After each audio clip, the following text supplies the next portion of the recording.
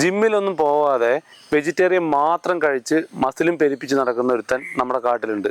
ഒന്ന് പരിചയപ്പെട്ടാലോ? എല്ലാവരും കാട്ടുപോത്ത് എന്ന് പറയുന്ന കാട്ടിയാണ് ഈ പറഞ്ഞ ആള്. ആളുടെ പേരിനെ ചൊല്ലി ഒരുപാട് തർക്കങ്ങൾ ഇപ്പോഴും എയറിലുണ്ട്. ഈ കാട്ടുപോത്തിൽ പോത്ത് ബഫലോന്റെ മേലിനെയാണ് പറയാറ്. അങ്ങനെ കാട്ടുപോത്ത് എന്ന് പറയുമ്പോൾ വൈൽഡ് ബഫല്ലോ എന്ന് ഇംഗ്ലീഷിൽ നമ്മൾ പറയേണ്ടി വരും. അങ്ങനെ ഒരു വൈൽഡ് വാട്ടർ ബഫല്ലോ നമ്മുടെ ആസാമിലും പിന്നെ ഭൂട്ടാൻ, നേപ്പാൾ പോലുള്ള രാജ്യങ്ങളിലുണ്ട്. ഇത് ബഫലോന്റെ വർഗ്ഗമേ അല്ല കേട്ടോ. പിന്നെ ഇന്ത്യൻ ബൈസൺ എന്നും പലരും ഇതിനെ വിളിക്കാറുണ്ട്. പക്ഷേ ഈ ബൈസൺ എന്ന് പറയുന്നത് നോർത്ത് അമേരിക്കയിലും യൂറോപ്പിലെല്ലാം കാണുന്ന വേറൊരു ജീവിയാണ്. ഇതിൻ്റെ ഇംഗ്ലീഷ് പേര് ഇന്ത്യൻ ഗൗർ എന്നാണ്. നേപ്പാളിലും ഭൂട്ടാനിലെല്ലാം കാണപ്പെടുന്ന ഈ ഗൗർ മെയിനായിട്ട് ഇന്ത്യയിലാണ് ഉള്ളത്. അതിൻ്റെ ഭൂരിഭാഗം വെസ്റ്റേൺ ഗട്ട്സിലും. ഒരു മെയിൽ അഡൽട്ട് കാട്ടി 1.5 ടണ്ണോളം ഭാരം ഉണ്ടാവും.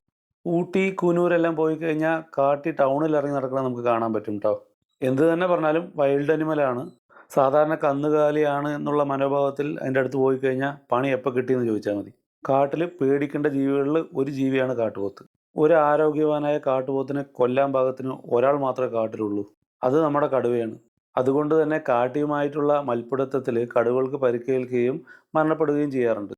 ഈ കാണുന്ന ഒരു പെൺകാട്ടിയാണ്. അത് ആണിൻ്റെ അത്ര വലിപ്പം ഉണ്ടാവില്ല. കാട്ടികളെ പെട്ടെന്ന് തിരിച്ചറിയണമെന്നുണ്ടെങ്കിൽ അവർ കാല് നോക്കിയാൽ മതി, വെള്ള കളറായിരിക്കും. ഇതെല്ലാം എടുത്തത് നെല്ലിയാമ്പതിൽ നിന്നാണ്. നിങ്ങളുടെ ജിമ്മൻ ഫ്രണ്ടിനെ കമൻറ്റിൽ മെൻഷൻ ചെയ്യണേ. ഇഷ്ടപ്പെട്ടാൽ മറ്റുള്ളവർക്ക് ഷെയർ ചെയ്യാനും ഫോളോ ചെയ്യാനും മറക്കല്ലേ.